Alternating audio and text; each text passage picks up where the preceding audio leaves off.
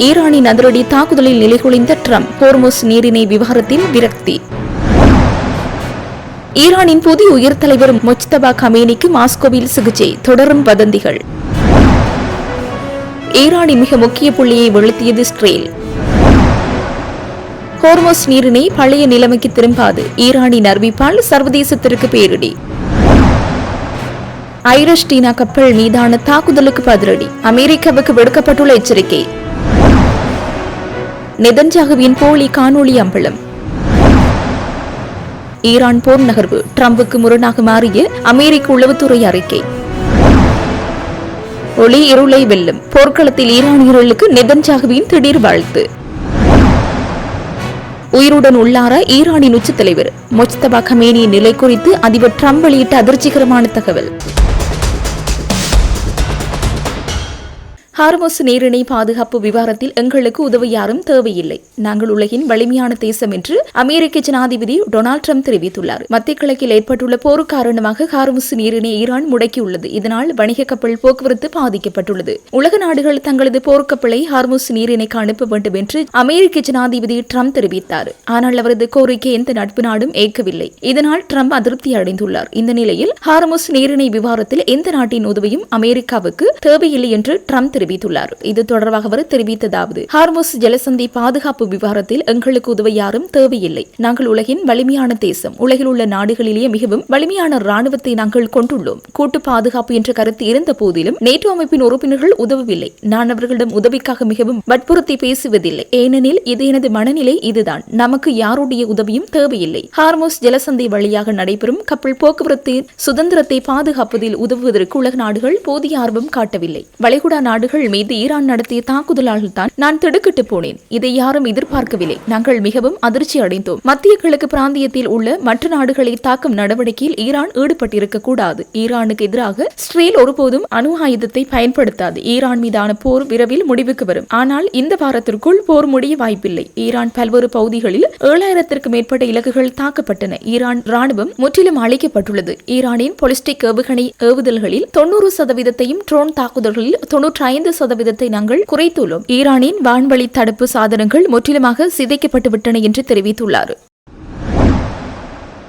ஈரானின் புதிய உயர் தலைவரான ஐதுல்லா முஜ்தபா கமேனி மாஸ்கோவில் மருத்துவ சிகிச்சை பெற்று வருகின்றார் என்ற ஊடக செய்தியை ரஷ்யாவிற்கான ஈரான் தூதர் ஹாசிம் ஜலாலி மறுத்துள்ளார். 56 வயதானவர் அமெரிக்க இஸ்ரேல் வான்வழி தாக்குதலில் கடுமையாக காயமடைந்ததாக முன்பு தகவல்கள் வெளியாகியிருந்தன. அதனைத் தொடர்ந்து ரஷ்ய ஜனாதிபதி விளாடிமிர் புடினின் தனிப்பட்ட அழைப்பின் பேரில் மருத்துவ சிகிச்சைக்காக மாஸ்கோவுக்கு கொண்டு செல்லப்பட்டதாகவும் அந்த அறிக்கைகள் தெரிவித்திருந்தன. இந்த நிலையில் அவர் இந்த செய்தியை அவர் மறுத்துள்ளார். ஈரானின் முன்னாள் அதிஉச்ச தலைவர் ஐதுல்லா அலி கமேனி தாக்குதலில் பலியானதை தொடர்ந்து அவரின் மகன் முஜ்தபா கமேனி அதிஉச்ச தலைவராக பதவியேற்றார். ஆனால் அவர் இதுவரையில் பொதுவெளியில் தோன்றவில்லை. அதனால் அவர் உயிருடன் இருக்கின்றாரா இல்லையா என்ற கேள்விகள் அதிகரித்தன. ஆனால் கடந்த சில வாரங்களுக்கு முன்னர் அவரின் முதல் அறிக்கை வெளியானது. இந்நிலையில் தற்போதும் அவர் குறித்த வதந்திகள் வெளியாகி வருகின்றன.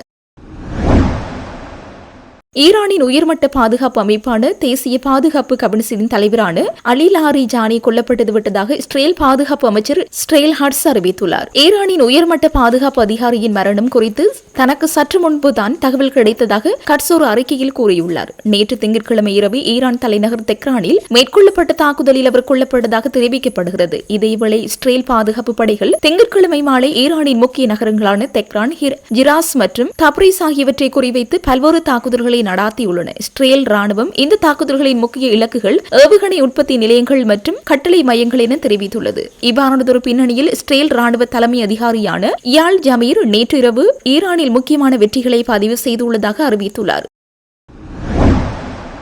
உலகளாவிய எண்ணெய் போக்குவரத்திற்கு முக்கியமான ஹார்முஸ் நீரிணை பிரச்சினைக்கு உடனடி தீர்வு இல்லை என ஈரான் அரசின் முக்கிய பிரமுகரும் நாடாளுமன்ற சபாநாயகருமான முகமது பாகர் ஹலிபாப் அறிவித்துள்ளார். அமெரிக்கா மற்றும் இஸ்ரேல் தாக்குதல்கள் ஈரானின் ஆயுத தளங்களை முற்றிலும் அழிக்க முடியாது என்றும் அவர் வலியுறுத்தியுள்ளார். ஒரு தொலைக்காட்சி நேர்காணலில் பேசியவர் அமெரிக்கா மற்றும் இஸ்ரேலின் கடற்படை மற்றும் ராணுவ இருப்பு காரணமாக அந்த பகுதியில் பாதுகாப்பு நிலைமை மிகவும் மோசமடைந்துள்ளதாக சுட்டிக்காட்டியுள்ளார். எனவே ஹார்முஸ் நீரிணை இனி பழைய நிலைக்கு திரும்பாது என ஹலிபாப் தெரிவித்துள்ளார். போர் தொடங்கிய தொடங்கியதிலிருந்து ஈரானின் ராணுவ தளங்கள் மீது அமெரிக்கா மற்றும் இஸ்ரேல் பல தாக்குதல்கள் நடாத்தியுள்ளன. இருப்பினும் கடந்த ஆண்டின் 12 நாள் போரிலிருந்து பாடம் கற்றுக்கொண்டு ஈரான் தனது ஏவுகணை அமைப்புகள் மற்றும் தள வடிவமைப்புகளை மாற்றியுள்ளதாக அவர் சுட்டிக்காட்டியுள்ளார். ஈரான் எந்த சூழ்நிலையிலும் சரணடையாது என்றும் அழுத்தத்திற்கு இடம் கொடுக்காது என்று அவர் மீண்டும் உறுதிப்படுத்தியுள்ளார். போர் முடிந்த பின் மத்திய கிழக்கின் அரசியல் அமைப்பு முற்றிலும் மாறும் என்றும் அமெரிக்கா விரும்புவது போல் எதுவும் நடைபெறாது என்றும் பாகர் கலிபாப் கூறியுள்ளார். மேலும் இஸ்லாமிய நாடுகள் தங்களுக்கான பிராந்திய பாதுகாப்பு அமைப்பை உருவாக்கும் எனவும் அவர் தெரிவித்துள்ளார்.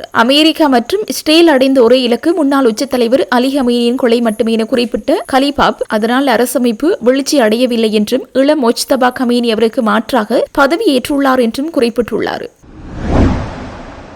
இலங்கைக்கு அப்பால் உள்ள கடற்பரப்பில் ஐரிஸ் டீனா கப்பல் மீது தாக்குதல் நடத்தி அதிலிருந்து கடற்படையினரை கொலை செய்தமைக்காக எதிர்த்தரப்பினர் மீது பாரிய பதில் தாக்குதல் நடாத்தப்படும் என ஈரான் கடற்படை தளபதி ஷஹ்ராம் இரானி எச்சரித்துள்ளார். அத்துடன் நாங்கள் எமது தியாகிகளின் ரத்தத்திற்கு பழிவாங்கும் எதிரி சற்றும் எதிர்பார்க்காத இடத்திலிருந்து மரணடி கொடுப்போம் என்றும் அவர் மேலும் குறிப்பிட்டுள்ளார். ஈரானின் அரசு ஒளிபரப்பு நிறுவனமான பிரஸ் டிவிக்கு கருத்து வெளியிட்ட போதே கடற்படை தளபதி ஷஹ்ராம் இரானி இவ்வாறு தெரிவித்துள்ளார். ஈரானின் ஐரிஸ் டீனா போர்க்கப்பல் தாக்கப்பட்டதற்கு நிச்சயமாக பதிலடி கொடுக்கப்படும் என ஈரானின் ராணுவ தலைவர் அமீர் ஹதாமி அண்மையில் வெளியிட்ட அறிக்கைகளை தொடர்ந்து இந்த கருத்து வெளியிடப்பட்டுள்ளதாக சுட்டிக்காட்டப்பட்டுள்ளது. கடந்த மார்ச் 4ஆம் தேதியன்று இந்திய கடற்படையுடன் கூட்டு பயிற்சியில் ஈடுபட்டுவிட்டு ஈரான் நோக்கி திரும்பிக் கொண்டிருந்த ஐரிஸ் டீனா என்ற ஈரானிய கடற்படை கப்பல் இலங்கை காளிக்கண்மையில் உள்ள சர்வதேச கடல் பகுதியில் அமெரிக்க நீர்மூழ்கி கப்பல் நடத்திய டொபிரோ தாக்குதலில் மூழ்கடிக்கப்பட்டது. இந்த தாக்குதலில் குறைந்தது 87 ஈரானிய மாலுமிகள் உயிரிழந்ததுடன் 32 பேர் மீட்கப்பட்ட நிலையில் மேலும் பலர் காணாமல் போயுள்ளமை குறிப்பிடத்தக்கது.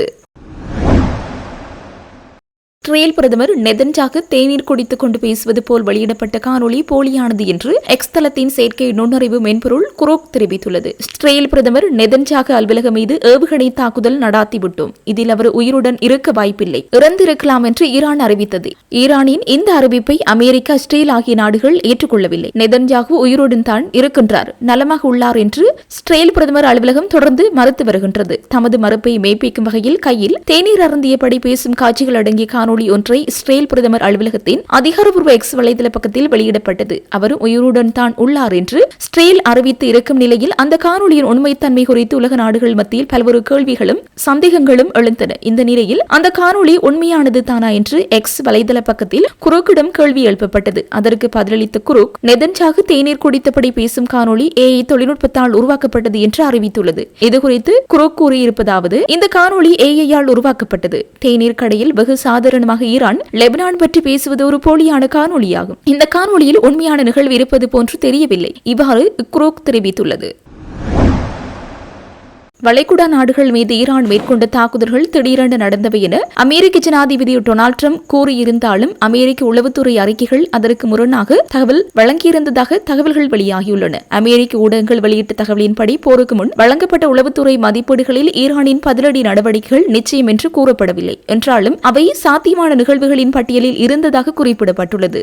மார்ச் 16, 2026 அன்று ஈரான், கட்டார், சவுதி அரேபியா, ஐக்கிய அரபு அமீரகம், பக்ரைன் மற்றும் குவைத் ஆகிய நாடுகளை குறிவைத்து நடத்திய தாக்குதல்கள் அமெரிக்காவுக்கு அதிர்ச்சி அளித்ததாக ட்ரம்ப் இருமுறை தெரிவித்தார். வெள்ளை மாளிகையில் நடைபெற்ற கூட்டத்திலும் அவர் இதையே வலியுறுத்தினார். ஈரான் மற்றும் மத்திய கிழக்கு நாடுகளை தாக்குவார்கள் என்று யாரும் எதிர்பார்க்கவில்லை. நாங்கள் அதிர்ச்சி அடைந்தோம் என்றும் ட்ரம்ப் கூறியுள்ளார். ஆனால் இதற்கு முன் அவரது நிர்வாகம் வெளியிட்ட சில கருத்துக்கள் அமெரிக்க உளவுத்துறை தகவல்களால் உறுதிப்படுத்தப்படவில்லை என்றும் தெரிவிக்கப்பட்டுள்ளது. பிப்ரவரி 28 முதல் அமெரிக்கா மற்றும் இஸ்ரேல் இணைந்து ஈரானில் வான்வெளி தாக்குதல்களை தொடங்கியுள்ளன. ஈரான் அமெரிக்காவுக்கும் அதன் கூட்டாளிகளுக்கும் உடனடி அச்சுறுத்தலாக இருந்ததாக ட்ரம்ப் மற்றும் அவரது அதிகாரிகள் கூறி இந்த நடவடிக்கை நியாயப்படுத்தினர். மேலும் ஹார்முஸ் நீரினை ஈரான் மூடக்கூடும் எனவும் ட்ரம்ப் முன்பே தகவல் பெற்றிருந்ததாக அறிக்கைகள் கூறுகின்றன. கடந்த 2 வாரங்களில் ஈரான் ட்ரோன்கள் மற்றும் ஏவுகணைகள் மூலம் வளைகுடா நாடுகளில் பல இடங்களில் தாக்கியுள்ளது. இதில் அமெரிக்க ராணுவ தளங்கள், பிரான்ஸ் படைகள் தங்கியுள்ள அமெரிக்க தளம், பிரான்ஸ் படைகள் தங்கியுள்ள அமீரக தளம், ஹோட்டல்கள், விமான நிலையங்கள் மற்றும் எரிசக்தி கட்டமைப்புகள் அடங்கும். மேலும் உலக எண்ணெய் வளங்களில் சுமார் 20% பங்காற்றும் ஹார்முஸ் நீரிணை வழியாக கப்பல் போக்குவரத்து பெருமளவில் பாதிக்கப்பட்டதால் உலகளவில் எரிசக்தி விலைகள் உயர்ந்துள்ளன.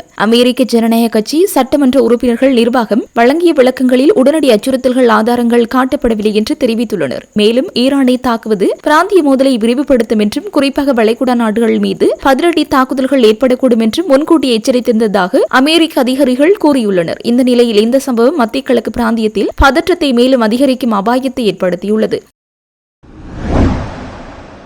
மத்திய கிழக்கில் இஸ்ரேல் ஈரான் இடையிலான யுத்தம் 18வது நாளை எட்டியுள்ள நிலையில் இஸ்ரேல் பிரதமர் பெஞ்சமின் நெதன்யாகு ஈரானிய மக்களுக்கு தனது புத்தாண்டு வாழ்த்துக்களை தெரிவித்துள்ளார். ஈரானியர்களின் பாரம்பரிய வசந்த கால பண்டிகையான நவ்ரோஸ் தினத்தை முன்னிட்டு அவர் வெளியிட்டுள்ள காணொலி செய்தி சர்வதேச அரசியல் அரங்கில் பெரும் விவாதங்களை கிளப்பியுள்ளது. வாழ்த்தின் பின்னணியும் அரசியலும் ஒளி இருளை வெல்லும், நன்மை தீமையை வெல்லும் என்ற ஈரானிய மக்களின் பண்டைய நம்பிக்கையை தனது உரையில் கோடிட்டு காட்டியுள்ள நெதன்யாகு வரும் புத்தாண்டு ஈரானியர்களுக்கு ஒரு சுதந்திரமான ஆண்டாக அமைய வேண்டும் என்றும் வாழ்த்தியுள்ளார். ஈரானின் ராணுவ கட்டமைப்புகள் மீது இஸ்ரேல் பாரிய தாக்குதல்களை நடாத்தி வரும் நிலையில் ஈரானிய மக்களை தனது பக்கம் இருக்கும் ஒரு உளவியல் யுத்தமாகவே இது பார்க்கப்படுகின்றது. ஈரானிய தலைமைத்துவத்திற்கும் அந்நாட்டு மக்களுக்கும் இடையில் ஒரு பிளவை ஏற்படுத்துவதே நெதன்யாகுவின் இந்த நகர்வின் நோக்கம் என அரசியல் ஆய்வாளர்கள் கருதுகின்றனர்.